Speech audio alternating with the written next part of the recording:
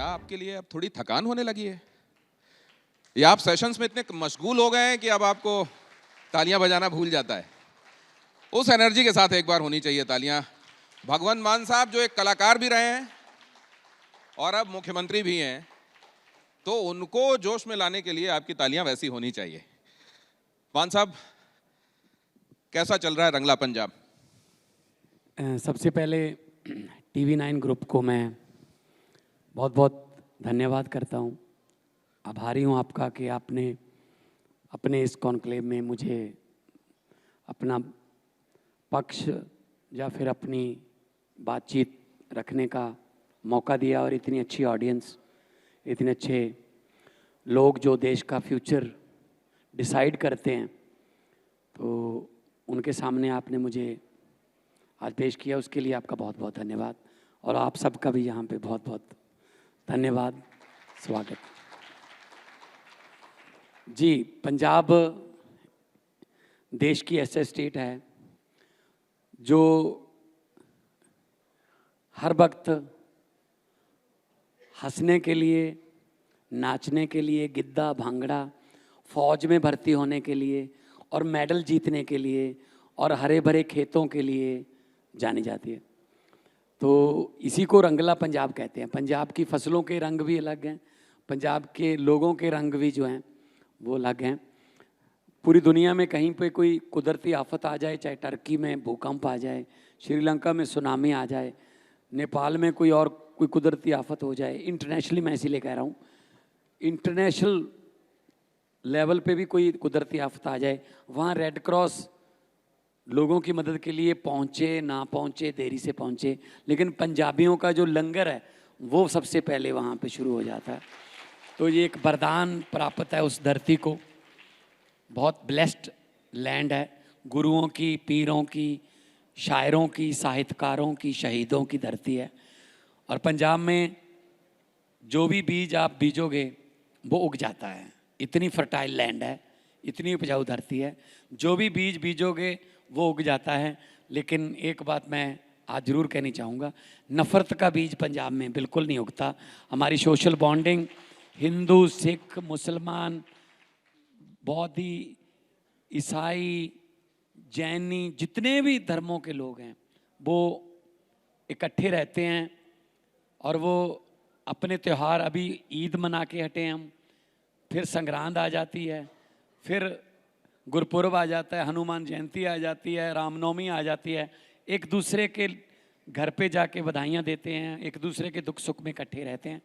तो भारत है वांग मुंदरी बिच नग पंजाब दा। अगर हमारा देश एक अंगूठी है तो उसमें हीरे का नग जो है वो पंजाब है। इस नग की जो चमक है वो फीकी नहीं पड़ेगी, कभी भी फीकी नहीं पड़ेगी। मान साहब, 4 साल आपकी सरकार को हो गए, 1 साल बचा है। जनता से कहा हुआ क्या क्या आपने कर दिया और क्या क्या बाकी? अगर यही प्रोग्राम दिल्ली की बजाय पंजाब में होता तो शायद मुझे बोलना ना पड़ता। ये जनता से पूछ लेते आप। पहली बार हुआ है देश की राजनीति में कि जितने मैनिफेस्टो में हमने गारंटियां दी थी, वादे नहीं थे, गारंटियां थी। अरविंद केजरीवाल की गारंटी, भगवंत मान की गारंटी, जितनी गारंटियां हमने दी थी 5 साल में पूरी करने की, वो 4 साल में पूरी करके, बल्कि कुछ तो ऐसी भी गारंटियां हमने पूरी कर दी जो हमने लिखा भी नहीं था। टोल प्लाजे, हमने 19 टोल प्लाजे बंद कर दिए जो अपनी मियाद से, एक्सपायरी डेट से ज़्यादा चल चुके थे। 19 टोल प्लाजे बंद करने से एक दिन में 70 लाख रुपए पंजाबियों का बचता है सड़क पर, जो वो टैक्स देते थे। तो ये हमने लिखा नहीं था, लेकिन हमने SSF बनाई, सड़क सुरक्षा फोर्स। पंजाब में एक नई पुलिस बनाई हमने जो सड़कों पे रहती है। बस वो एक्सीडेंट होता है कोई तो विदिन 6 मिनट्स एंड 20-25 सेकेंड उनका रिस्पॉन्स टाइम है। वो गाड़ी वहाँ पे आ जाती है, वो जो जख्मी हैं उनको फर्स्ट एड, उनकी ब्लीडिंग रोकते हैं, पट्टियाँ करते हैं, उनको पेन किलर दे के उनको स्ट्रेचर पे, अगर कोई सीरियस है किसी भी नियरेस्ट हॉस्पिटल में ले जाते हैं। तो वो सिर्फ सड़क पर जख्मियों को बचाने के लिए, उनकी जान बचाने के लिए बनाई गई पुलिस है। और मैं आपको ये बताना चाहता हूँ कि देश में टॉप पे था हमारा सूबा जो है, हमारी स्टेट, एक्सीडेंट में ऑन द स्पॉट डेथ 15। ये मैं 2018 की बात कर रहा हूँ, जब मैं पार्लियामेंट में था, मैंने डाटा निकलवाया था।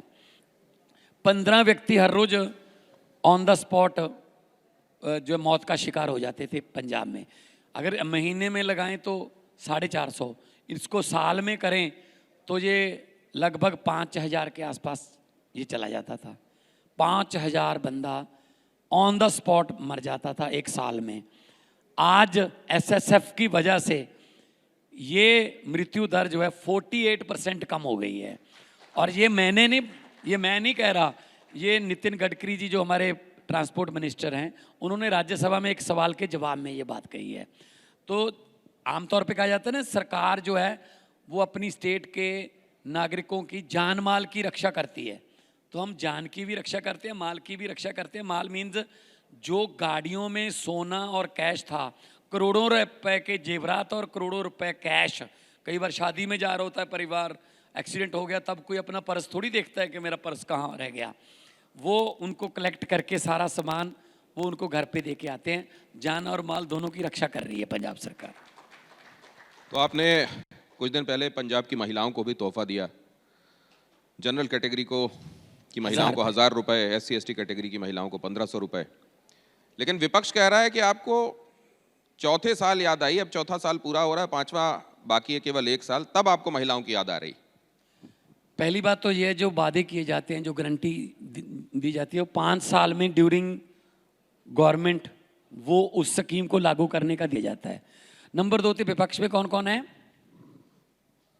विपक्ष में कौन कौन है? आप किसी को नहीं गिनते? नहीं, आपको तो पता होगा ना, बीजेपी है ना, बीजेपी विपक्ष में है, वहां बीजेपी है। आप उसको गिनते हैं कि तो नहीं? कांग्रेस को गिनते हैं क्या? पहले उनके वाला 15 लाख अकालियों को क्या कहते हैं आप? पहले उनके वाला 15 लाख आ चुका था। हमने सोचा पहले उनको खर्च करने दो, पहले हर एक के खाते में आना था ना 15-15 लाख। आपके खाते में आ गया होगा। फिर कांग्रेस की घर घर की नौकरी, कैप्टन अमरिंदर सिंह ने कहा था, कैप्टन ने 100 चक्की, हर घर में नौकरी पक्की। तो फिर नौकरियां मिलने लगी। पहले वाली नौकरियां बहुत थी, हमने कहा थोड़ा रिटायर होने दो, तो उसके बाद फिर शुरू कर देंगे।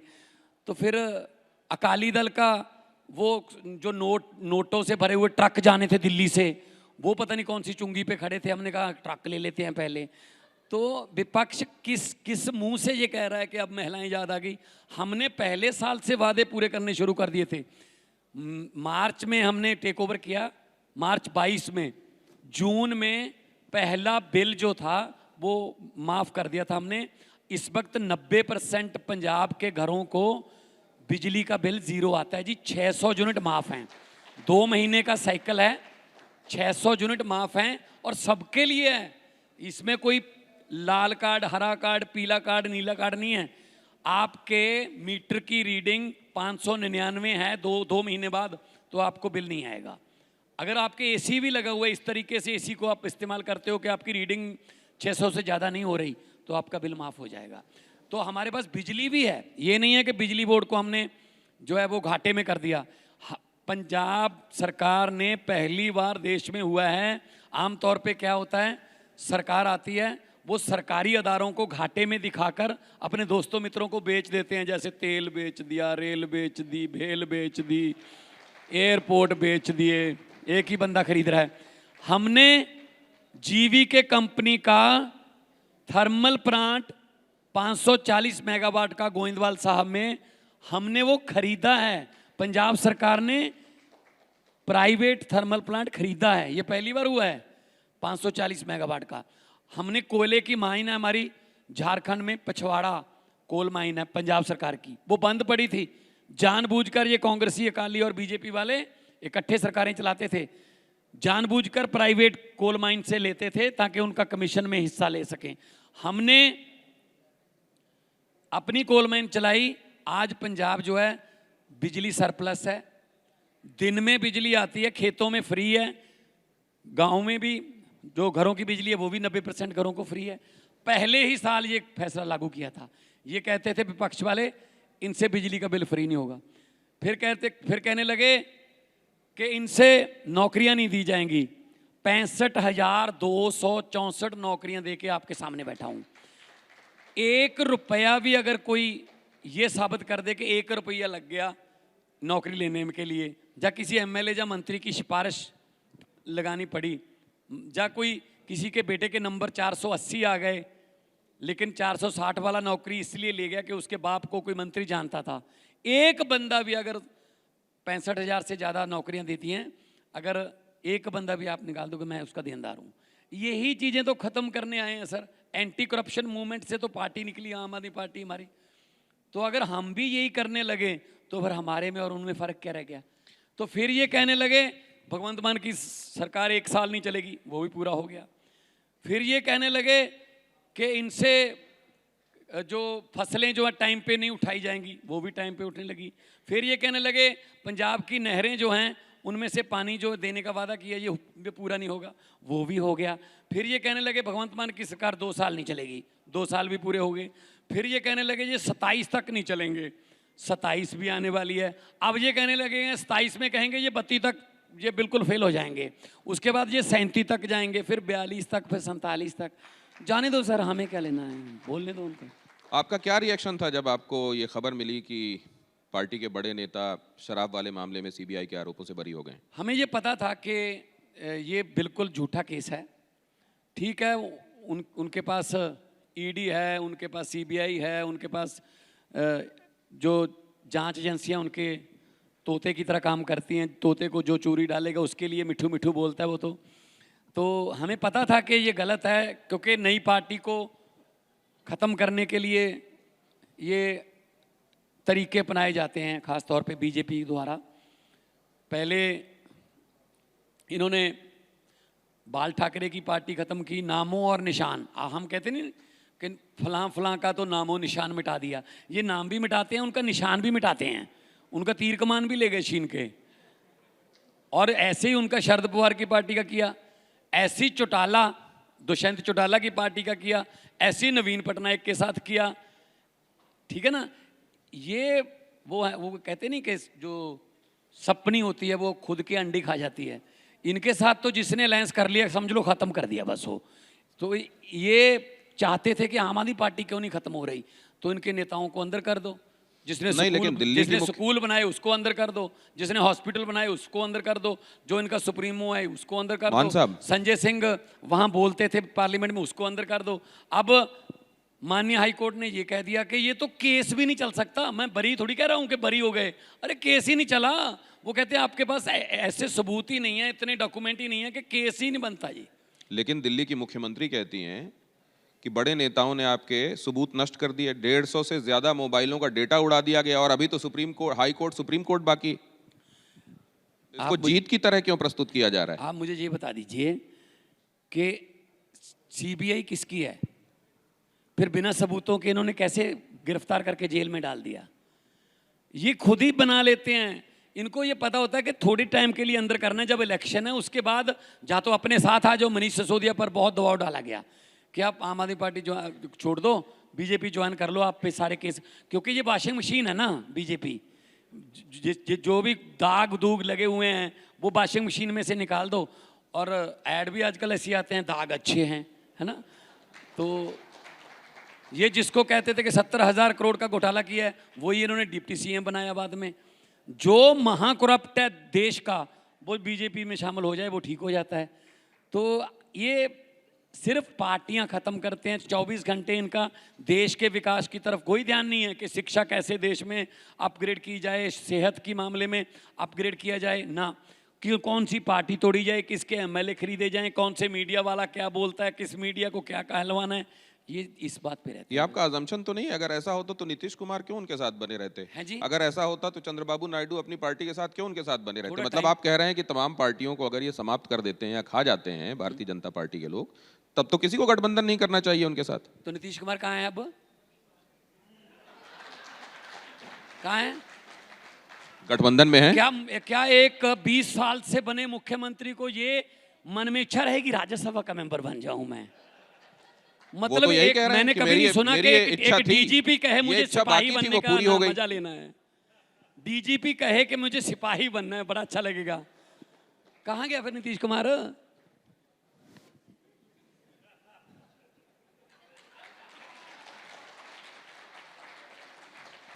रेखा गुप्ता ये भी कहती हैं कि 44 नंबर की शर्ट पहन लेते हैं अरविंद हैं जी? केजरीवाल साधारण दिखने के लिए। हैं जी? शर्ट जो उनको आती है कम साइज की आती है, 40-42 की शर्ट आ जाती है, लेकिन 44 की पहन के वो साधारण दिखने की कोशिश करते हैं। मुझे आपका सवाल समझ नहीं आया, थोड़ा इको आ रही है। अरविंद केजरीवाल की शर्ट आपने देखी होगी, हाँ जी। उसके बारे में रेखा गुप्ता जी का कहना यह है हाँ। कि उनको जो शर्ट आती है वो 40-42 की आ जाती होगी, हाँ जी। लेकिन वो 44 का पहन के ढीला ढाला पहन के खुद को साधारण आदमी दिखाने की कोशिश करते हैं। तो 56 इंच वाला कहाँ गया?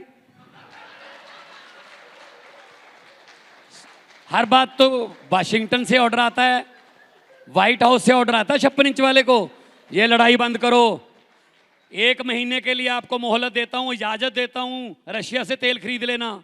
अरे यहां से चल रहा है देश 56 इंच वाले से, या वो चला रहा है, ट्रंप चला रहा है? कहां गया 56 इंच का सीना? तो 40-42 तो आ गए होंगे, उनको 44 भी आ गए होंगे, कपड़े नॉर्मल कपड़े पहनते हैं। लेकिन जो एक बार सूट पहनकर दोबारा उसको पहनते ही नहीं, जिसके जितनी जैकेटों के रंग हैं वही हमारे नोटों के रंग हैं, उनके बारे में क्या कहोगे सर? जिनका एक सूट 10 लाख का बिकता है, जहां नमो नमो लिखा होता है, नरेंद्र मोदी नरेंद्र मोदी, तो उनके बारे में रेखा गुप्ता जी का क्या कहना है?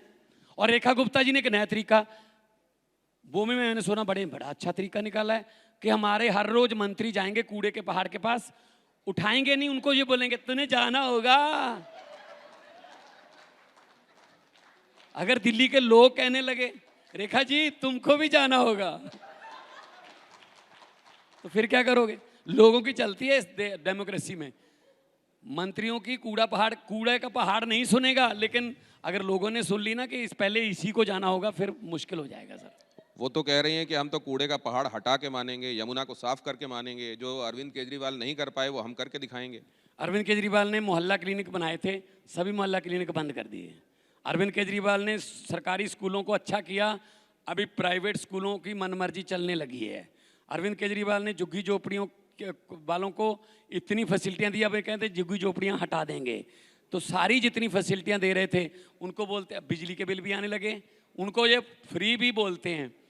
तो भाई साहब, बड़े बड़े इंडस्ट्रियलिस्ट का आप कर्जा माफ कर रहे हो, और जो गरीब है, देखो गरीबी बस्तियों में रहती है, गरीबी छोटे छोटे गांवों में रहती है, और सब्सिडियां मिलती हैं बड़े उद्योगपतियों को, बड़े बंदों को।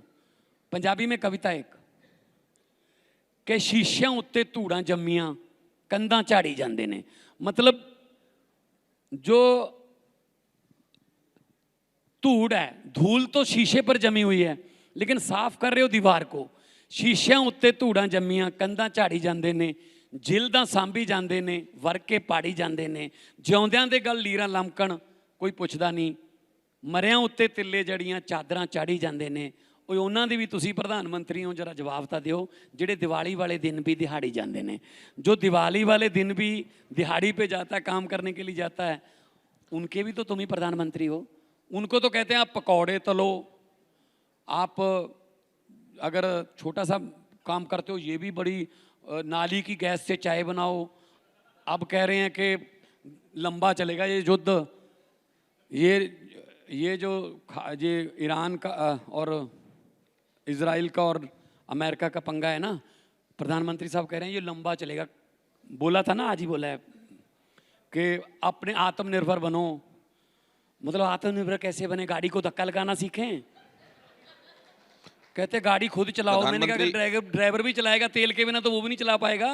टीवी 9 के मंच से प्रधानमंत्री ने कहा कि सबके साथ की जरूरत इस समय भी है, वैसे ही जैसे आपदा के उस वक्त में सबने साथ मिलकर उस समय की आपदा को पार किया, एक बार फिर पार करेंगे। लेकिन एक बात मैं आपसे पूछना चाहता हूं कि आपका जो स्कूल का मॉडल आपने बताया, पंजाब के स्कूलों की भी आप तारीफ करते हैं, और देखने को भी ये मिल रहा है कि वहां से बड़े मेधावी बच्चे निकल रहे हैं पंजाब के सरकारी स्कूलों से। वहां के बच्चे नीट भी क्वालिफाई कर रहे हैं, सरकारी स्कूलों के बच्चे। इतने अच्छे स्कूलों में आम आदमी पार्टी के विधायक अगर देखा जाए तो केवल एक विधायक ऐसे हैं जिनका बच्चा वहां पढ़ रहा है। इतनी बढ़िया सुविधाओं से आम आदमी पार्टी के विधायक क्यों वंचित रह रहे हैं? हमने कब कहा है जी कि प्राइवेट स्कूलों को बंद कर दो, इसमें बच्चे ना पढ़ाओ? हमने ये कहा है कि सरकारी स्कूलों की एजुकेशन का लेवल प्राइवेट के बराबर कर देंगे। आपकी मर्जी होगी, इट्स अप टू यू कि आपने बच्चा सरकारी में पढ़ाना है या प्राइवेट में पढ़ाना है। पढ़ाई का लेवल एक ही होगा। हाँ, उधर फीस लगेगी, इधर फीस भी नहीं लगेगी, बाकी उनकी मर्जी है सर। हमने कब कहा कि बंद कर दो? हमने कब कहा प्राइवेट बसों में मत चढ़ो? हम सरकारी बसों को प्राइवेट बसों के बराबर उतनी ही सुंदर वो होंगी। हम हर सरकारी चीज से डरते हैं सर। जिस चीज के ना सामने सरकारी लग जाए ना, हमारा शक होने लगता है, क्योंकि इतना 70-80 साल में यही इन्होंने हमें इमेज बना के दिया देश का। सरकारी अस्पताल में हम इलाज नहीं करवाना चाहते, सरकारी बस में हम चढ़ना नहीं चाहते, सरकारी कॉलेज में हम पढ़ना नहीं चाहते, ठीक है। हाँ, सरकारी नौकरी जरूर लेना चाहते हैं, वो सरकारी हो जाए, क्योंकि वो आगे तक वो पेंशन आगे माँ को बाप को आगे मिलती रहती है पेंशन, वो सेफ्टी है। तो इसीलिए मैं कह रहा हूँ, हम ये नहीं कह रहे कि प्राइवेट सेक्टर को बंद कर देंगे, लेकिन उस लेवल की पढ़ाई हो। सरकारी स्कूलों के बच्चे भी नीट का पेपर क्लियर करें, जेई मेन, जेई एडवांस का पेपर क्लियर करें और आगे बढ़ें। अगर वहाँ पढ़ाना है वहाँ पढ़ा लो, यहाँ पढ़ाना है यहाँ पढ़ा लो। जुड़ा हुआ मेरा सवाल यह है कि क्या आपके इन तमाम प्रयासों के बावजूद और सरकारी स्कूलों को इतना बढ़िया स्तर का बना देने के बावजूद लोगों के अंदर ये परसेप्शन अभी हट नहीं रहा है कि नहीं, पंजाब में परसेंटेज जो पंजाब में सरकारी स्कूलों में, सरकारी कॉलेजों में, यूनिवर्सिटियों में जो एडमिशन का परसेंटेज है वो 34-35% रह गया था, आज 100% से ऊपर जा रहा है। अब हमें सिफारिश आ रही है कि वहाँ सरकारी स्कूल में, स्कूल ऑफ एमिनेंस में हमें दाखिला दिलवा दो। ये 4 साल में किया है सर। 1 मिनट ये याद रखना, 4 साल हुए हैं सिर्फ हमें आए हुए। इससे पहले वालों के 76 साल खराब करने में लगे हैं। एक अपने तश्मे वाला बूट होगा किसी के पास, शू होगा, उसको 2 दिन ना खोले ना उसकी गांठ को, तो तीसरे दिन या तो चाकू की नोक से या कोई तीखी चीज डाल के उसको खोलना पड़ता है, जो गांठ हो जाती ना। हमारे को 76 साल पुरानी शू मिले हैं, अब उनको थोड़ा टाइम तो लगेगा ना। ये महत्वपूर्ण बात कह रहे हैं मान साहब, और इसीलिए शायद उन्होंने फीते वाले जूते पहनना बंद कर दिए हैं। नहीं, बात ये है। अब लेकिन आप इधर कह रहे हैं कि मेरे को 4 साल देखे हुए हैं केवल, वो 76 साल की बात। आप तो हमारे 4 साल के कामों पर कर रहे हो, तो इनको 12 साल हो गए, अभी तक नेहरू को गालियां दे रहे हैं। कोई भी काम इनसे ना हो, ये नेहरू ने किया था जी। भाई वो चले गए, अब 12 साल तो तुम्हें ही हो गए ना। इससे पहले 12 साल आप गुजरात में लगा के आए हो, 24 साल तो सिर्फ सत्ता में अकेले मोदी जी को हो गए। और हर बात में कुछ भी बोल देते हैं, कुछ भी बोल देते हैं। मतलब मैं सुन रहा था जिस दिन वो चंद्रयान का लॉन्चिंग थी, तो हमारे पीएम साहब कह रहे थे कि इसरो से मेरा पुराना नाता है। मैंने सोचा 8वीं क्लास का सर्टिफिकेट नहीं मिल रहा, बात इसरो की। इसरो में तो साइंसदान विज्ञानी लोग जाते हैं, मैथ वाले। 1 मिनट सुनिए, मैंने कहा ये नाता कैसे करेंगे, अब ये नाता कैसे जोड़ेंगे? तो उन्होंने कहा कि जब मैं स्कूल में पढ़ता था, 3री-4थी क्लास में था, तो पढ़ने में ठीक ठाक ही था, तो हर एक टीचर मुझे यही कहता था कि आप इसरो में बैठिए, अब आप इसरो में बैठिए, आप इसरो में बैठ जाएं। तो इसरो से मेरा पुराना नाता है। बस उसके बाद मोदी मोदी। आप ये जो बात कह रहे हैं कि कब पीछे वाली सरकारों को दोष देना बंद करना चाहिए, इसका यार्डस्टिक आपने क्या तय किया है? नंबर 1। नंबर 2, अभी दिल्ली में आपने लगातार काम किया, आपको लगातार मौके मिले, लेकिन दिल्ली की मुख्यमंत्री ये कह रही हैं कि हमको तो बड़ी खस्ताहाल दिल्ली मिली है, हमको बहुत मेहनत करनी पड़ रही है। नहीं, ये वही है ना। मैं ये कह रहा हूं कि अगर 4 साल किसी को मिले हैं, उससे पहले 70 साल किसी और के थे, तो उनको नहीं, यहाँ तो आम आदमी पार्टी को दिल्ली में लंबा मौका दिया। 12 साल तो प्रधानमंत्री जी को हो गए ना दिल्ली पे राज करते हुए। इससे पहले केजरीवाल की दिल्ली थोड़ी थी वो, ना पुलिस थी उनके पास, ना कोई महकमे में काम करने देते थे। वो दिल्ली भी बीजेपी की थी, नाम के आप खुद ही कहते थे बीजेपी वाले, ये तो नाम का ही मुख्यमंत्री चलती तो हमारी है। तो मतलब उस तो समय फिर के काम खस्ता हालत किसने की थी फिर? तो उस समय के आप टेन्योर में काम भी गिना देते हैं और फिर ये भी कहते हैं वो काम है जो इतने संकट के बावजूद भी कर दिए। हमारी अब ये जब आप पंजाब में सरकार चला रहे हैं, मान साहब, पे शक कर लो, किसी और पे शक कर लें, हमारी नीयत पे शक नहीं कर सकते। नीयत हमारी अच्छी है। आम आदमी पार्टी, हम लोग क्या कोई पॉलिटिशियन बनने आए थे? मैं तो बहुत फेमस आर्टिस्ट था, मैं तो लाफ्टर चैलेंज में था, बॉलीवुड में भी चले गए थे। मैं तो पंजाबी में तो बहुत पहले 17 साल का था जब भगवंत मान बन गया था। आप जन सेवा के लिए आए। मुझे तो क्या मैं जरूरत थी इसी में यहाँ पे आने की? नहीं, महत्वपूर्ण बात आप कह रहे हैं। एक बात मैं ये भी जानना चाहता हूं कि लोग ये कहते हैं कि मुख्यमंत्री तो मान साहब हैं, लेकिन सुपर मुख्यमंत्री अरविंद केजरीवाल हैं पंजाब के। पंजाब में तो राजस्थान में कौन मुख्यमंत्री है? मध्य प्रदेश में कौन है? शिवराज चौहान के नाम पे वोट मांगे, उनको इधर ले आए। मुझे यही नहीं पता कि मुख्यमंत्री कौन है। आपको भी नहीं पता होगा मुख्यमंत्री कौन है? आप बताइए, राजस्थान का मुख्यमंत्री का नाम बता दीजिए। अभी कुछ देर बाद यहाँ मोहन यादव आने वाले हैं। आपको मीडिया वालों को नहीं पता यार कि मध्य प्रदेश के मुख्यमंत्री का नाम क्या है? मैं तो पता कह तो नहीं, रहा किसी हूं, को भी लाके खड़ा कर मोहन देते हैं, यादव यहाँ उसको आने बोलते वाले। हैं तुमने साइन करने चलाएंगे हम। भाई नेशनल पार्टी है हमारे, वो कन्वीनर हैं, तो उनको कहते हैं दिल्ली वाले। दिल्ली वाले आ गए, दिल्ली वाले आ गए पंजाब में। तो जब अमित शाह जाते हैं, अमित शाह कोटकपूरा रहते हैं क्या? अमित शाह भी तो दिल्ली से जाते हैं। उधर हरीश चौधरी जाते हैं, उनका राहुल गांधी जाता है, राहुल गांधी के मोगा में रहते हैं। तो नेशनल पार्टी है हमारी, भी नेशनल पार्टी है, एक्सेप्ट कर लो इसको। अभी तक हजम नहीं हो पा रहा है इनको कि आम आदमी पार्टी नेशनल पार्टी बन गई। वो हमारे नेशनल कन्वीनर है, गुजरात जाएंगे, मैं भी जा रहा हूँ अमित गुजरात। शाह अभी जब कल पंजाब गुजरात गए। होंगे जी, कल हम गुजरात जाएंगे जी। तो गुजरात ना जाएं जी, तो गुजरात ना जाएं हम। पूरा देश हमारा है।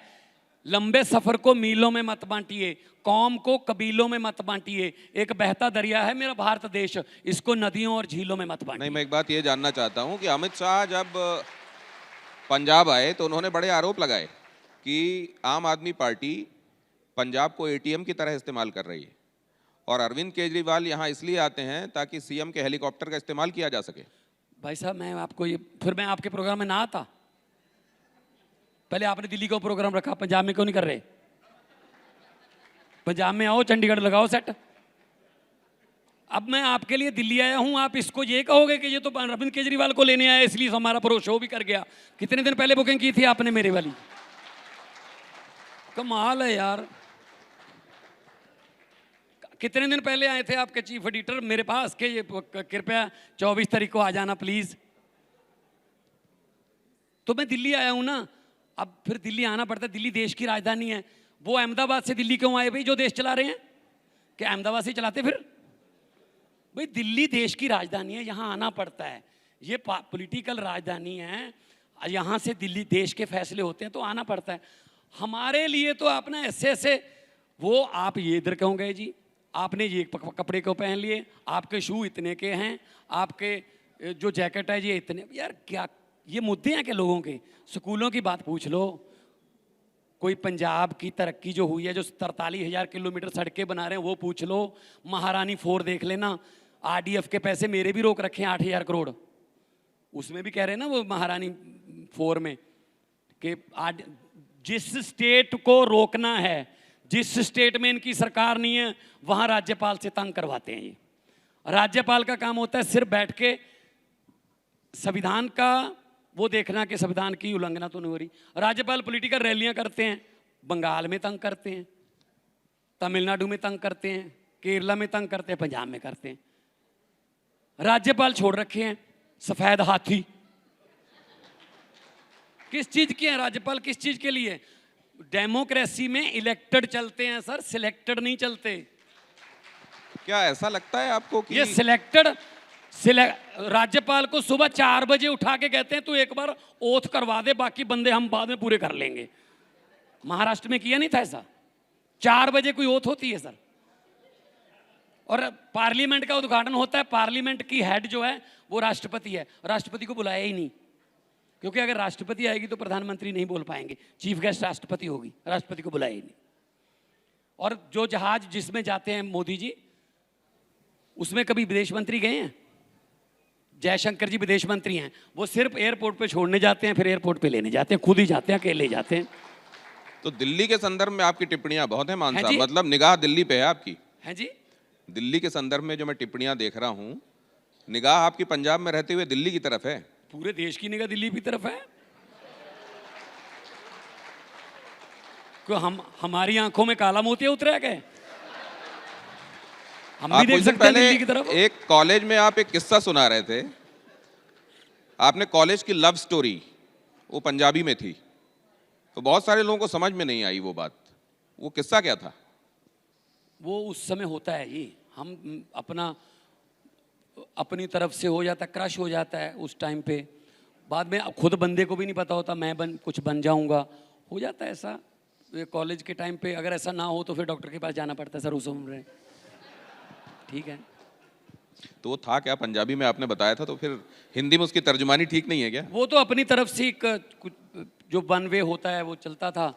जब उस कुछ बन गए तो वो दोबारा मिले तो मैंने उनको बोल दिया कि अगर उस दिन झगड़ा ना होता तो शायद इस गाड़ी से इकट्ठे उतरते।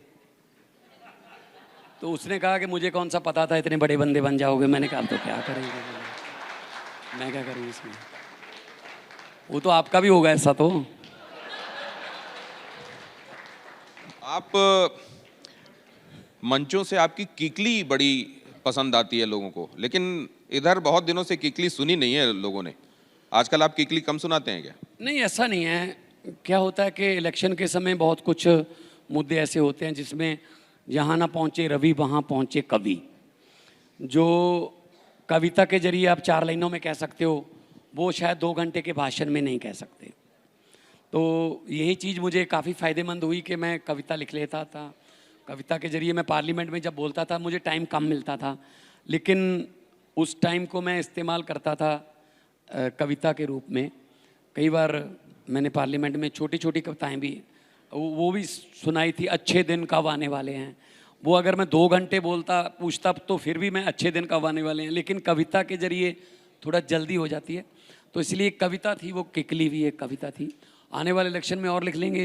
घर की इस वक्त खेती है, भी लोगों को इंतजार है, कोई किकली तो इस वक्त भी हो जानी चाहिए। कोई तो याद होगी, या कोई अभी आप तो स्पॉन्टेनियस बना देते हैं। सुना तो दूंगा, लेकिन है तो वो अभी भी वही लागू है कि किकली कलीर दी गप सुखवीर दी चिट्टा मेरे भाई दा बार्डर तो मंगाई दा खुला बरताई दा दसो किन्ना चाहिदा चिट्टा साडा लहू वे मैं बादलों दी बहू वे। तो सारा परिवार ही जब एक राजनीति में है, जो बहू है वो केंद्र में मंत्री, बाप जो ससुर है वो पंजाब का मुख्यमंत्री, जो हस्बैंड है वो पंजाब का डिप्टी मुख्यमंत्री, जो भाई है वो पंजाब का मंत्री, जो बहनोई है वो भी मंत्री, और सारा कुछ ही अपने लिए रख लिया। तो परिवार बाद इतना ज़्यादा, तो फिर आम लोग जो हैं वो अपने आप को चीटेड फील करते हैं कि हम लोग भी हैं पार्टी में, हम लोगों ने भी पार्टी बनाने में कार्यकर्ता। और आम आदमी पार्टी ऐसी है जो आम लोगों को मौका देती है। हमारे जो 92 हमारे एमएलए जो चुने गए थे उनमें से 82 जो थे वो फर्स्ट टाइमर थे। तो मतलब अगर इंक्लूडिंग माई सेल्फ, मैं भी पहली बार जीता था। तो भारतीय जनता पार्टी अगर किसी पहले से बहुत ना जाने गए चेहरे को सीएम बना दे तो वो तो देखिए किसी नए नवेले को बना देती है, आप नाम पूछने लगते हैं। लेकिन आप जब नए लोगों को आप कहते हैं कि जिनका कोई राजनीति से ताल्लुक नहीं है उनको भी मौके देते हैं, तो ये मौका हो जाता है। नहीं, जो जिनका राजनीति में, हमारे पास तो है ही बहुत ज़्यादा फ्रेशर। हमारी पार्टी में तो फ्रेशर थे। पहली बार मैं पहली बार एमएलए बना और पहली बार ही मेरे नाम पे लड़ा गया इलेक्शन, तो लोगों ने एक्सेप्ट किया। इसका मतलब तो धीरे धीरे एक्सपीरियंस हो जाता है। अब तजर्बा भी हो गया। तो तजर्बा तो एक्सपीरियंस तो कहते एक्सपीरियंस वो कंगा है जो आदमी को उस वक्त मिलता है जब वो गंजा हो जाता है। इसीलिए दूसरों के एक्सपीरियंस को इस्तेमाल कर लो ताकि आपके पास कंगा उस समय आ जाए जब आपके बाल हो। बहुत धन्यवाद मान साहब, आपने कमाल मैं जाते हुए मैं ये कहना चाहूँगा कि मैं कोई पुण्य कोई पुराने जन्म का मानता हूँ। मेरी औकात नहीं है जिस ओहदे पे लोगों ने बिठा दिया, लेकिन उन उम्मीदों को मैं पूरी करना चाहता हूँ पंजाब के सिलसिले में ख़ास तौर पे कि जे मैं देखा अमला बल्ले, अगर मैं अपने काम की तरफ देखूँ, जे मैं देखा अमला बल्ले तो कुछ नहीं मेरे पल्ले, जे मैं देखा लोगों की रहमत बल्ले तो बल्ले बल्ले बल्ले। धन्यवाद मान साहब, बहुत शुक्रिया।